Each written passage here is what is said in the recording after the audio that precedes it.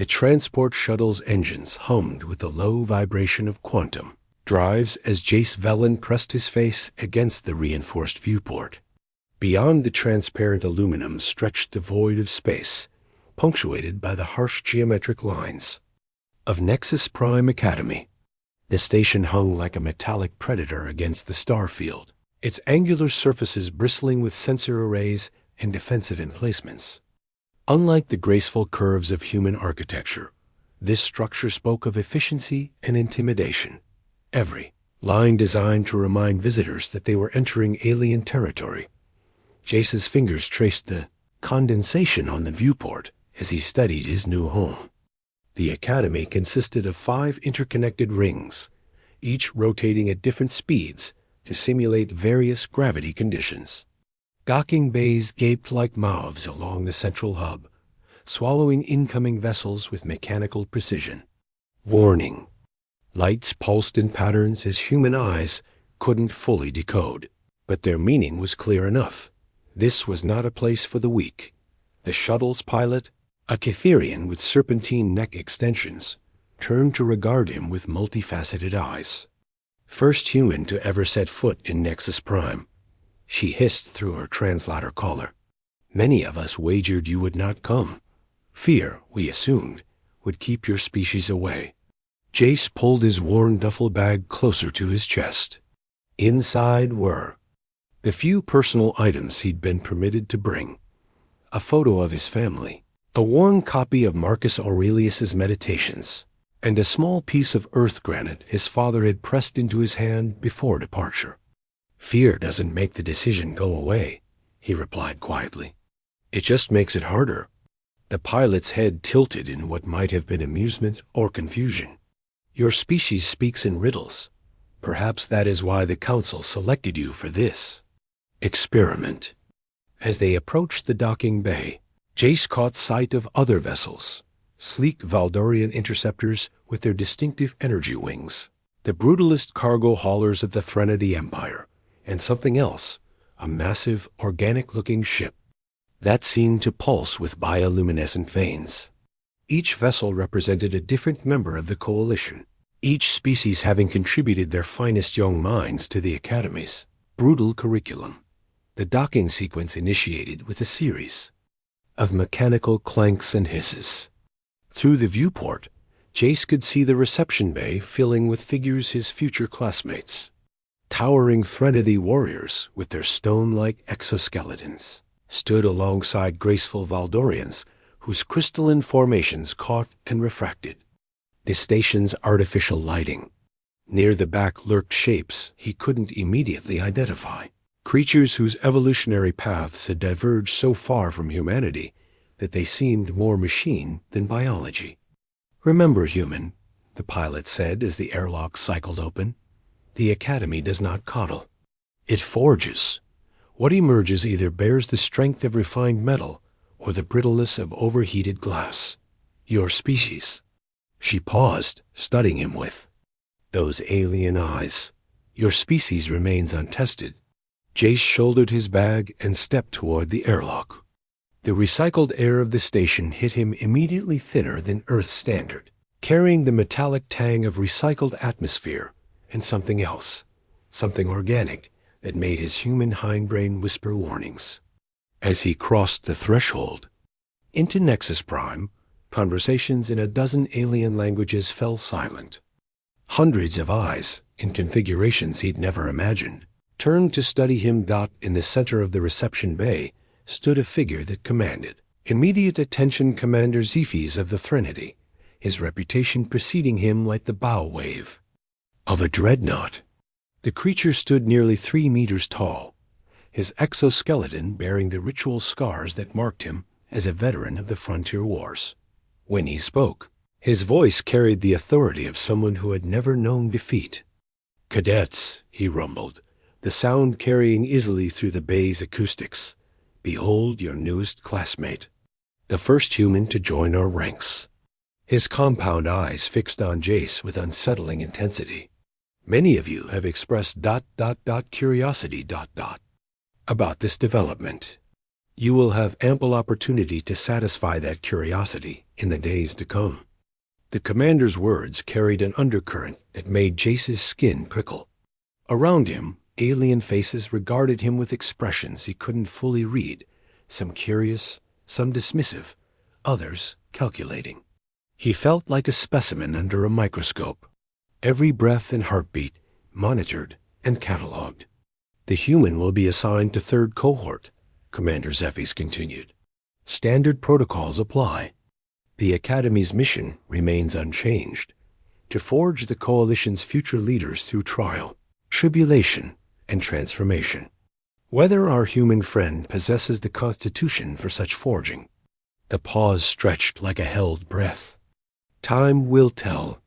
As the crowd began to disperse, Jace found himself standing alone in the center of the bay, his human vulnerabilities suddenly magnified by the alien environment. The gravity felt wrong, too heavy in some places, too light in others, as the station's rotation created complex fields. The air carried pheromones and chemical signatures his nose couldn't interpret, leaving him with a constant low-level anxiety that something was fundamentally off. A shadow fell across him, and he looked up to see a Valdorian cadet approaching. The alien's crystalline features caught the light like a living prism, beautiful and utterly inhuman.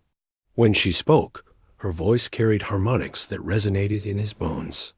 "I am Lyrics of the Third Resonance," she said, offering what might have been a greeting gesture. "Your roommate, I believe your species would say." The commanders thought it amusing to pair the newest member with the most unconventional. Jace extended his hand in a human handshake and awkwardly converted it to mirror her gesture when she didn't respond. "Jace Velen, and I'm guessing amusing isn't necessarily a good thing here?" Lyrics's crystalline face shifted in what he hoped was a smile. In the Academy, entertainment and education often wear the same face. "Come, let me show you where you'll be sleeping. Tomorrow, your real education begins." As they walked through corridors lined with alien script and past chambers filled with equipment he couldn't identify, Jace felt the weight of 1,000 expectations settling on his shoulders. Every step took him further from the familiar comfort of human space and deeper into an environment designed to test the limits of what it meant to be strong. Behind them, conversations resumed in alien tongues, and Jace caught enough fragments through his translator to understand the general sentiment. The human wouldn't last a week. They had no idea what they were dealing with. Asterisk, the alarm that shattered Jace's first night of sleep, didn't sound like anything from Earth. Instead of a simple tone, it was a complex harmonic that seemed designed to trigger fight or flight responses across multiple species. He jerked upright in the narrow sleep alcove, his human nervous system flooding with adrenaline as alien sounds echoed through the dormitory module.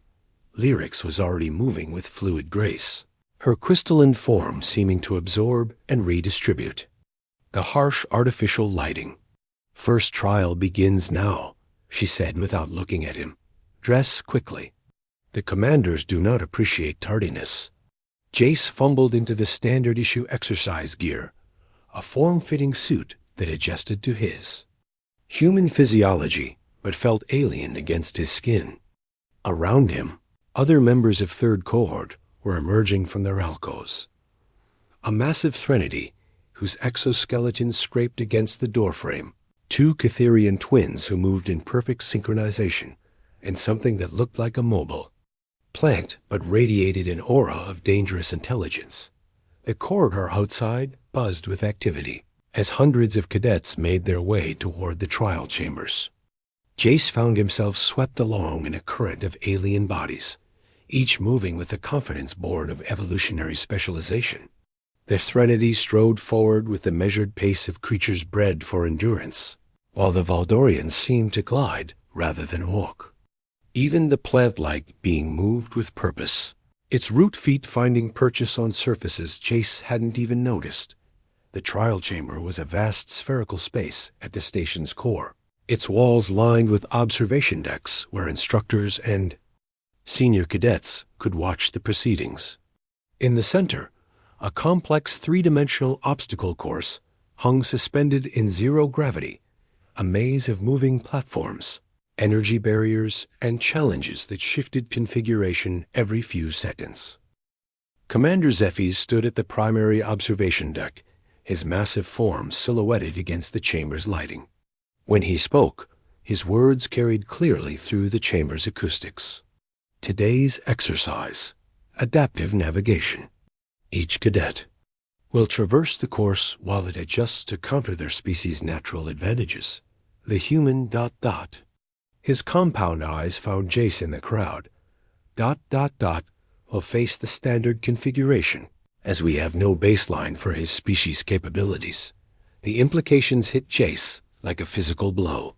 Every other species here had been studied, cataloged, and understood by the Academy's systems. Their trials would be tailored to push them to their limits while remaining theoretically achievable. He would be flying blind, facing challenges designed for beings whose capabilities he could barely comprehend. The first cadet to attempt the course was a Threnody, not the massive one from his cohort, but a slightly smaller female whose exoskeleton bore the deep blue markings of a technical specialist.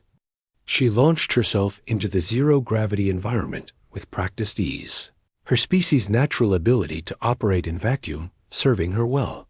The course responded immediately, increasing the speed of rotating obstacles and introducing electromagnetic fields that interfered with her navigation sensors. Jace watched with growing unease as cadet after cadet tackled the course. The Valdorians used their ability to manipulate localized gravity fields, bending space around themselves to navigate impossible angles. The Catherians employed their serpentine flexibility to slip through gaps that would have been impassable to most species. Each success was met with polite acknowledgement from the instructors, each failure with clinical analysis and remedial assignments. When his name was called, the chamber fell silent in a way that felt different from the respectful attention given to other cadets. This was the silence of anticipation predators, waiting to see if their prey would run or fight. Jace pushed off from the launching platform, with movements that felt clumsy compared to the alien grace he'd witnessed. In zero gravity, his human balance system struggled to adapt, leaving him momentarily disoriented as he drifted toward the first obstacle, a series of rotating rings that pulsed with energy barriers. The course didn't slow down for him. If anything, it seemed to accelerate, as though eager to test this unknown quantity. Energy barriers crackled with increased intensity, and the timing sequences that had shown predictable patterns for other species became erratic and chaotic. Jace's first attempt to navigate the spinning rings ended with him bouncing off an energy barrier, the feedback sending painful jolts through his nervous system. Around the observation decks, he could hear sounds that might have been alien laughter or expressions of disappointment. He couldn't tell which was worse, but something his father had told him echoed in his mind. Son, when you don't know how to do something perfectly, do it anyway. Imperfect action beats perfect inaction every single time. Instead of trying to match the fluid grace of the other species, Jace began to use his human stubbornness. Where others flowed, he persisted. When energy barriers blocked his path, he waited them out with a patience that seemed to frustrate the course's adaptive systems.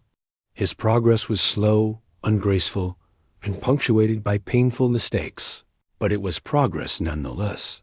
The breakthrough came when he reached a section designed to test rapid reflex as a field of semi-random energy pulses that required split-second timing to navigate.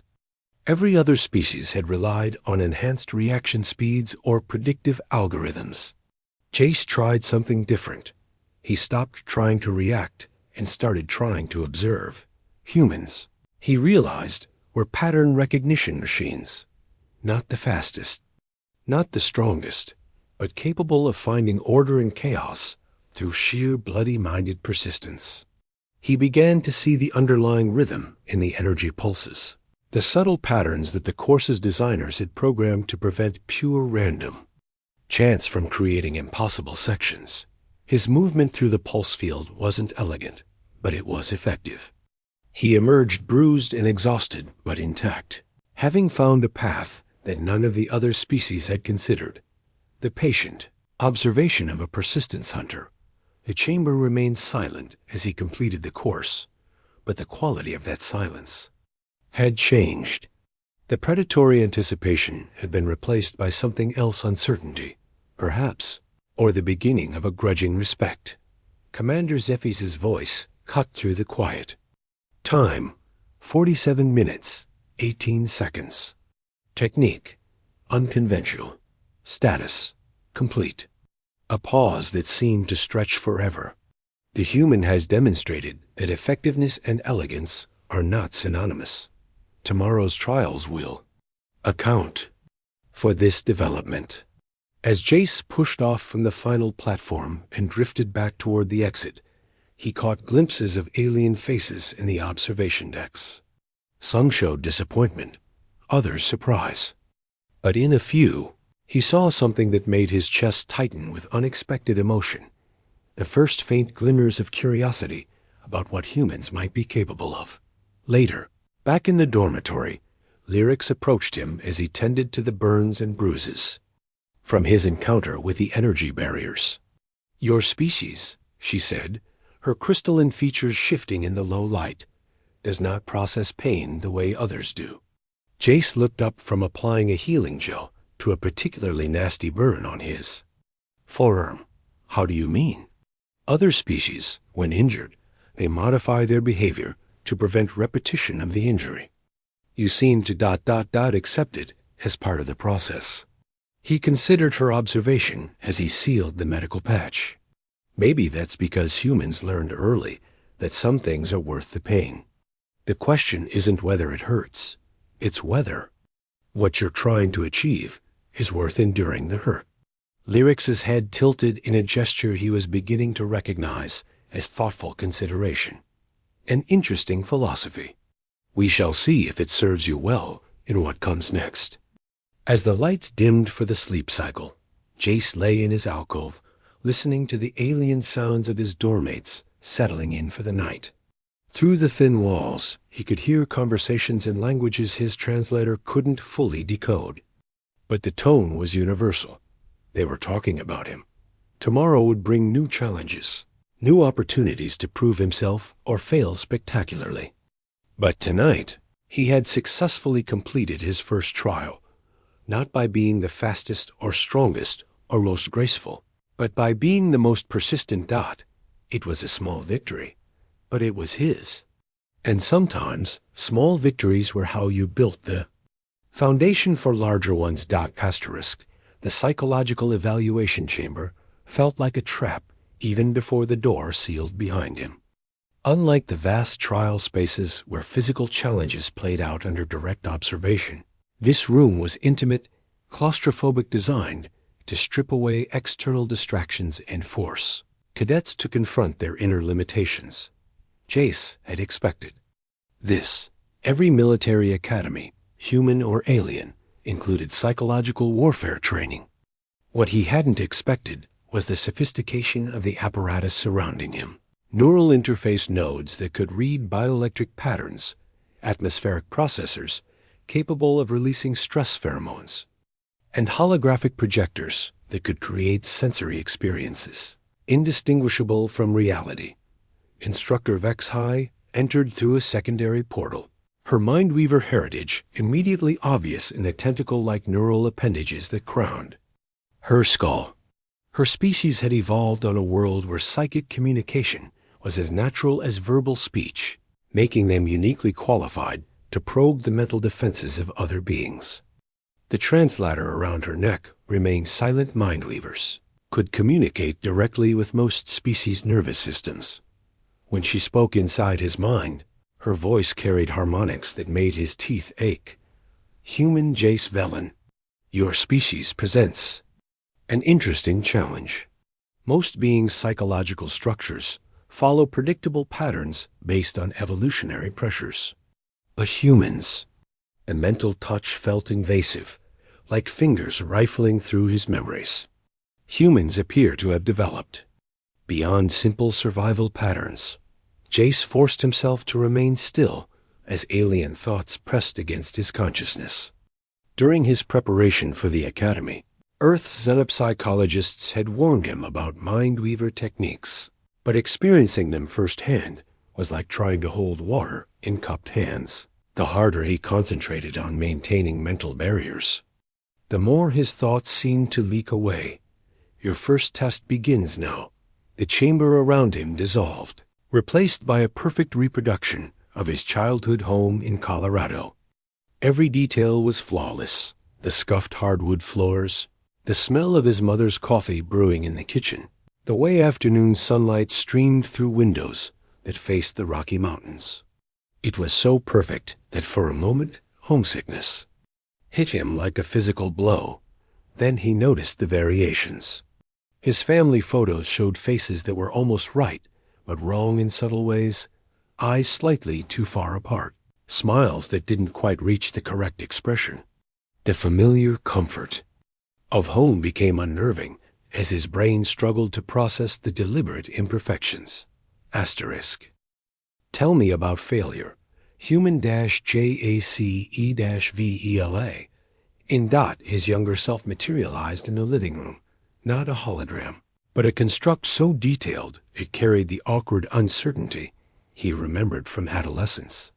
The scene shifted to a high school track.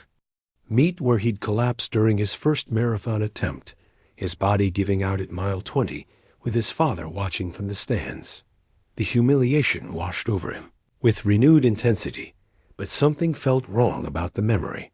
In the construct, his father's face showed disappointment, disgust even. But Jace's actual memory was different. His father had been worried, supportive, proud that his son had pushed himself so far beyond his perceived limits. Your species values persistence over achievement. How do you reconcile this with inevitable failure? More scenes flowed around him. Academic struggles, social awkwardness, the painful realization that he would never be the fastest or strongest or brightest in any given room. Each moment was carefully crafted to highlight inadequacy, to build a psychological pressure that would force him to confront his deepest insecurities.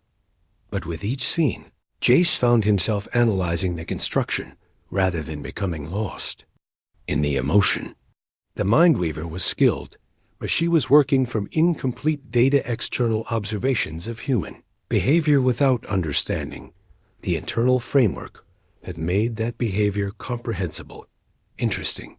You do not break in the conventional manner. The room shifted again, this time to the Academy's corridors. He watched himself from an outside perspective, seeing what the other cadets saw. A small, unimpressive human struggling through trials that others completed with elegant ease.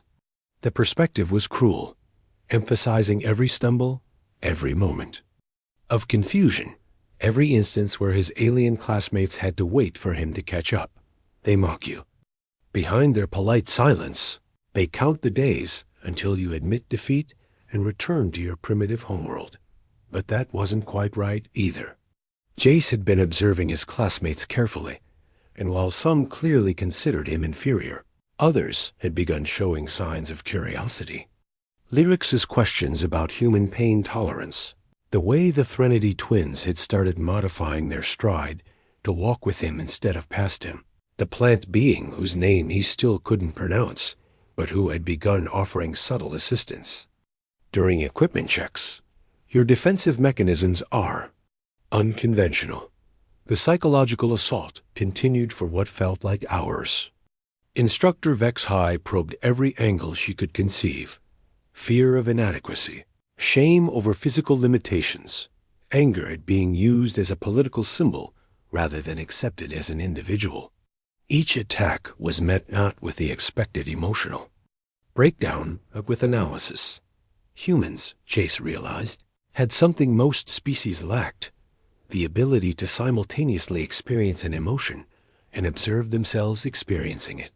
It was a byproduct of their complex social evolution, the need to understand not just what they felt, but how those feelings might be perceived by others.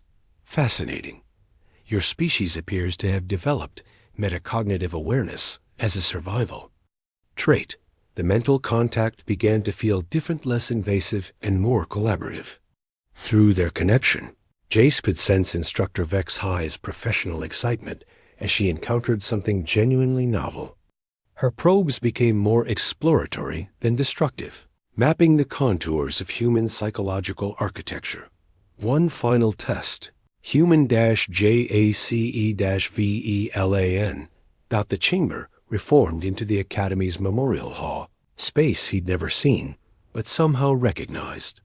From the emotional weight it carried, holographic displays showed the names and images of cadets who had died during training, their sacrifices honored in the service of preparing others for the dangers they would face as Coalition officers.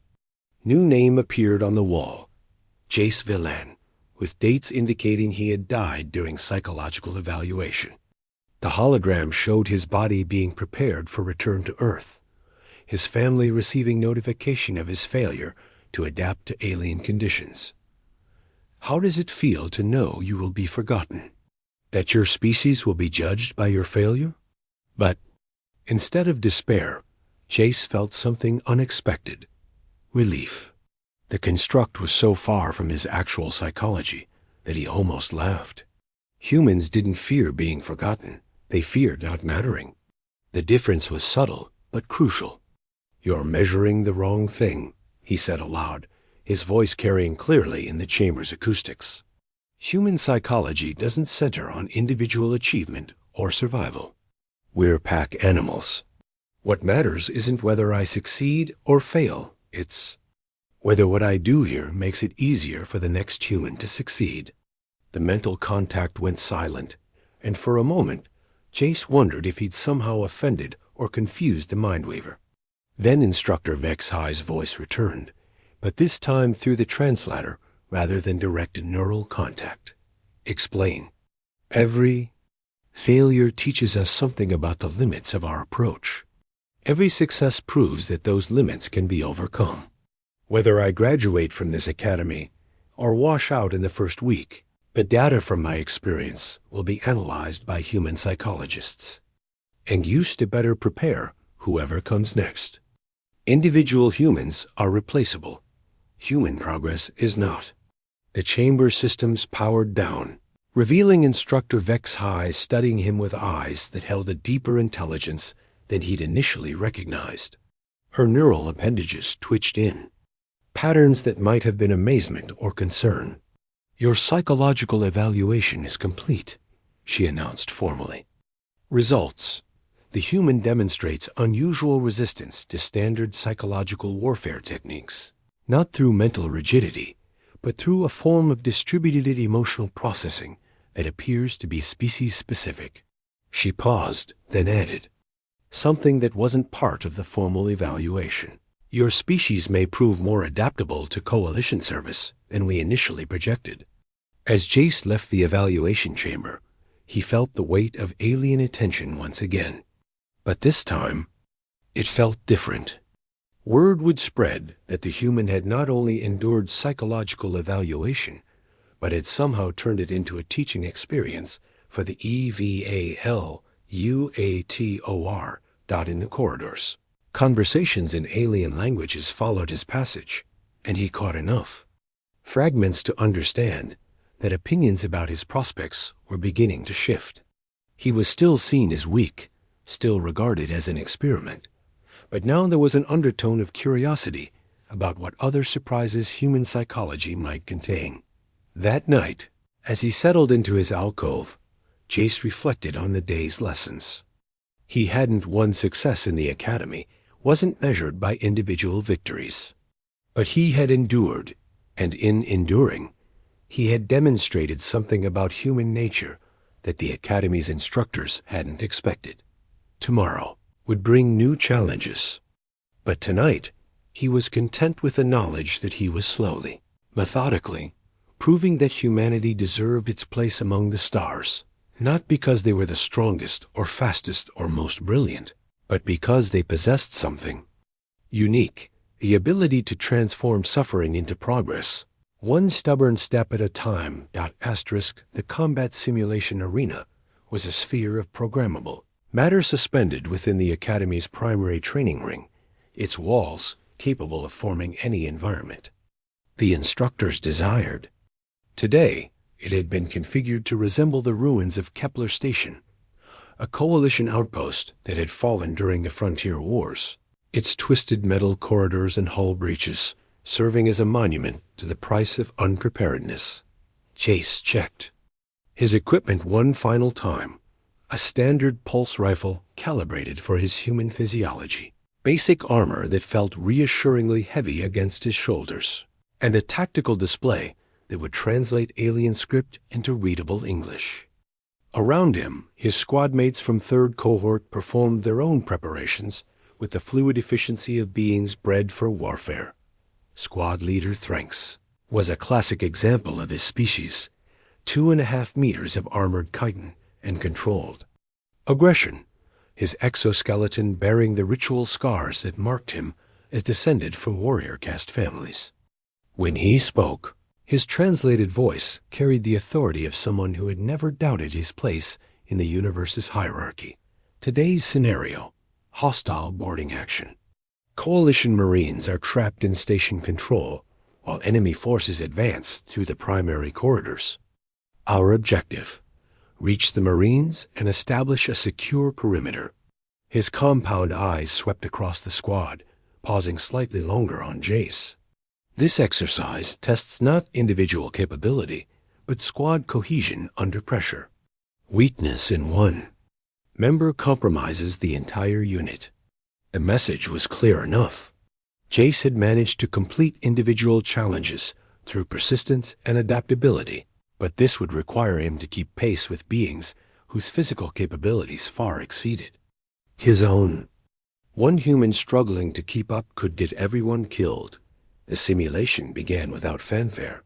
The arena's walls solidified into the scarred metal of station corridors, complete with flickering lights and the acrid smell of damaged life support systems. Emergency klaxons wailed in alien harmonics that made Jace's human ears ache, while holographic displays showed approaching enemy signatures. Asterisk. Thranks took point with the natural confidence of a predator, his species' enhanced senses allowing him to detect threats through multiple sensory channels.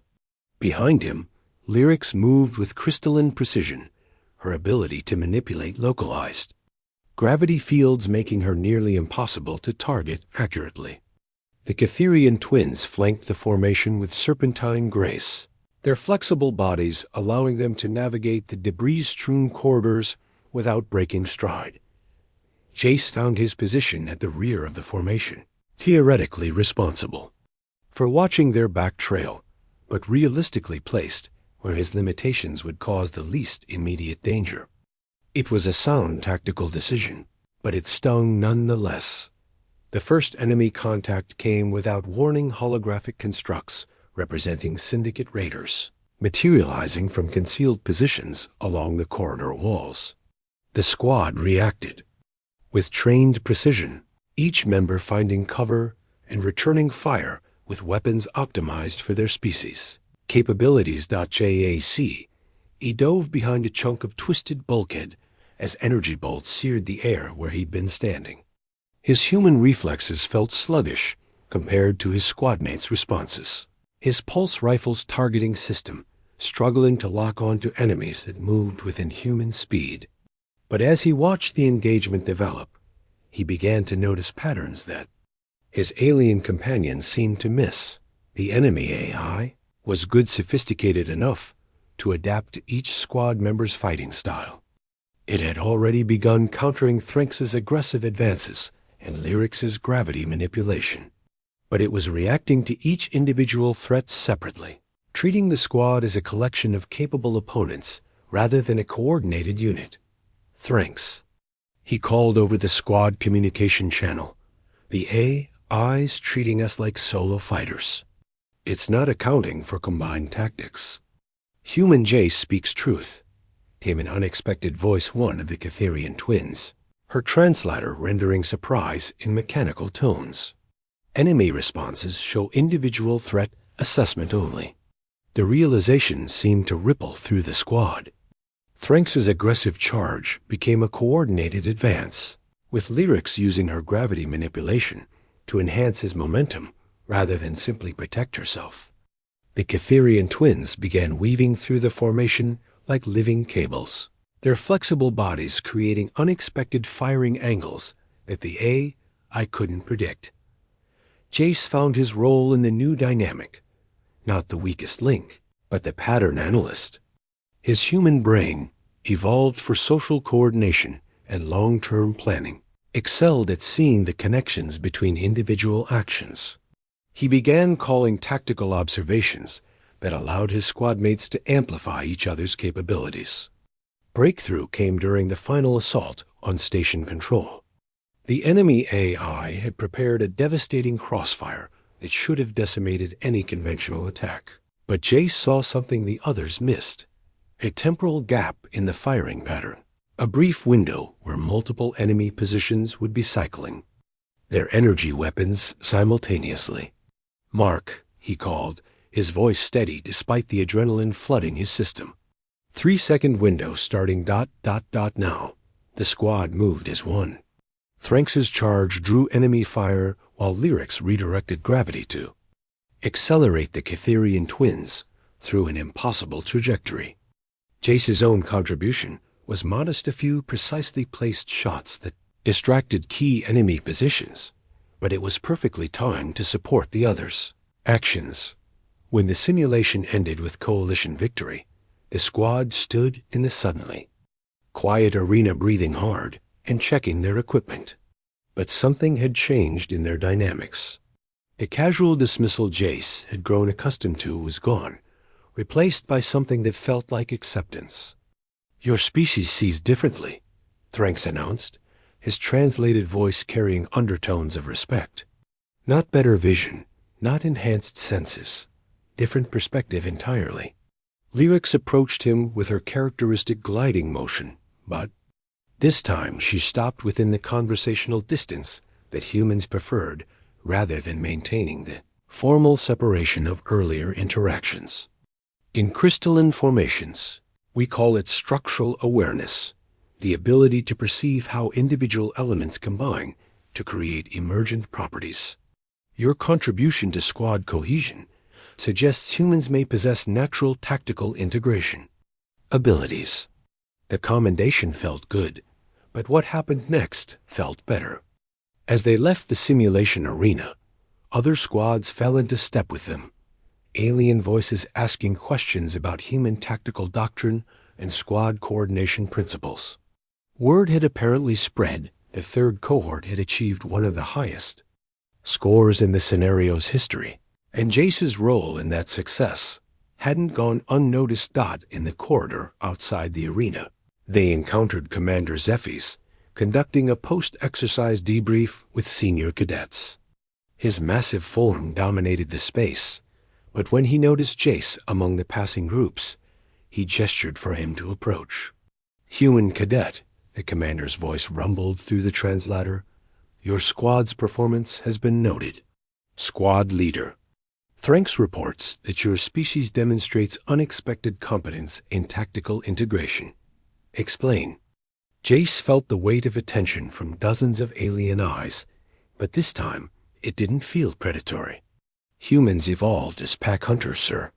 Individual strength mattered less than the ability to coordinate group actions over extended periods. We're not the fastest or strongest, but we're good at seeing how individual capabilities can be combined into something greater than their sum." Commander Zephyr studied him with those alien compound eyes for a moment that stretched uncomfortably long. Then he turned to address the assembled cadets. "Observe, the human speaks of evolutionary adaptation. Each species brings to the coalition advantages forged by their homeworld's demands. The Threnody contributes strength and endurance. The Valdorians provide technological integration. The Cytherians offer flexibility and precision. His gaze returned to Jace. Humans, it appears, contribute synthesis, the ability to perceive and optimize collective capability. The formal dismissal that followed felt different from previous interactions. As cadets dispersed to their next scheduled activities, Jace caught fragments of conversation in alien languages. The tone had shifted from dismissive curiosity to something approaching professional interest. That evening, as third cohorts settled into their dormitory routines, the changes in their dynamic became more obvious. Thrinks consulted him about tactical problems from their study materials. Lyrics asked questions about human social structures that went beyond mere cultural curiosity. Even the plant being, whose name remained unpronounceable, but whose intelligence had become increasingly obvious, began including him in conversations about strategic planning. As he prepared for sleep, Jace reflected on the day's progress. He still wasn't the fastest or strongest or most technically skilled cadet in the academy. But for the first time since his arrival, he felt like he belonged here not as an experiment or a political symbol, but as a contributing member of a team. That was becoming more effective because of his presence. Tomorrow would bring new challenges, but tonight, he had earned something more valuable than individual achievement. He had earned the respect of his peers by proving that human limitations could become human advantages when properly understood and applied. The quiet sounds of alien sleep cycles filled the dormitory, but Jace lay awake a little longer, listening to the subtle harmonies of different species, finding rest in their own ways. It occurred to him that this, too, was a kind of synthesis, different beings sharing the same space, each contributing their unique nature to something larger than themselves. It was, he thought, a very human way of looking at things.